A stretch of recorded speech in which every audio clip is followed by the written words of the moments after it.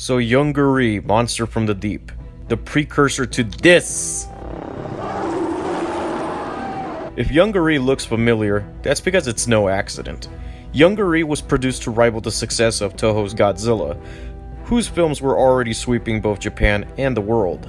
So much so that other Japanese studios started creating monsters of their own just to cash in on the success of Godzilla movies at the time.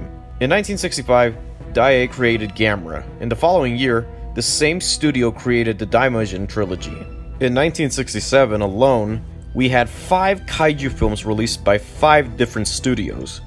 We had Son of Godzilla from Toho, Gamera vs. Gyaos from Daiei, Gappa from Nikkatsu, The X from Outer Space from Shochiku, and Yongari from Far East Entertainment. Unfortunately, Yongari is not one of the best Godzilla knockoffs. It's pretty clear that whoever directed this film was simply doing it for the paycheck, since there is little to no enthusiasm to be found from the film's direction.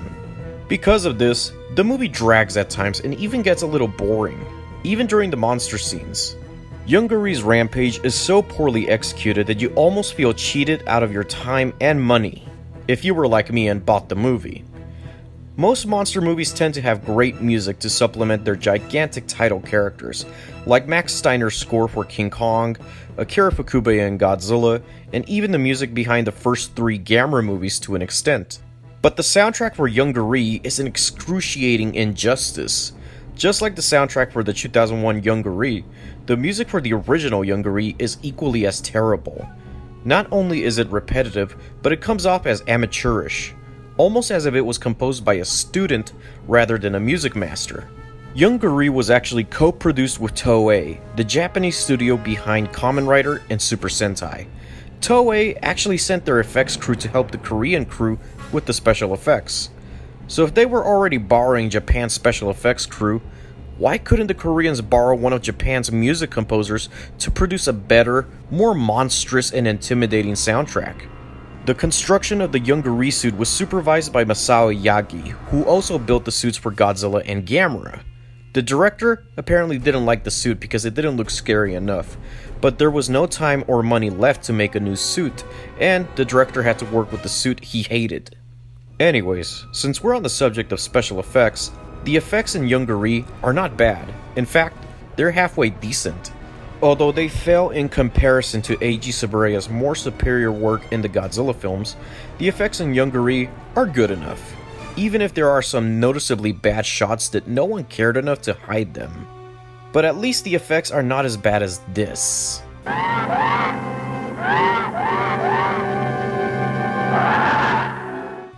Overall, Yongari Monster from the Deep is a Godzilla knockoff that's far from perfect. It's poorly directed, the soundtrack is terrible, and the story and characters are excruciatingly generic and sometimes annoying. Against other better kaiju films, Yongari is nothing special. Yongari was one of the first Korean films to receive international distribution. Because of this, none of the Korean executives were experienced with international sales, and they shipped all materials of the movie they had. American International Pictures destroyed them after they finished dubbing the film, unaware that they had the only original negatives, and as a result, the only version of the original Yongari available is the English version from AIP. Yongari remained unavailable in its native country for decades, going as far as to be considered a lost film until it was suddenly released on VHS by Orion in the late 80s. Yongari is considered to be South Korea's first monster movie, but supposedly, there is another South Korean monster movie called Space Monster Wangmagwe that was released in the same year and ahead of Yongari.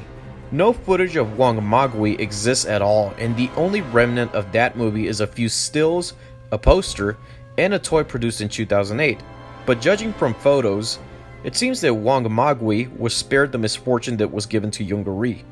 Yongari only has 2 movies under his belt, and they're both bad in every category. It seems as if Yongari is cursed from having a good movie. But out of the 2, I enjoyed the original Yongari the most. It's insanely flawed and contributes to the criticism that this genre receives, but there's enough camp value for me to enjoy it. The original Yongari is dumb, but fun. I award Yongari Monster from the Deep 2 stars out of 4.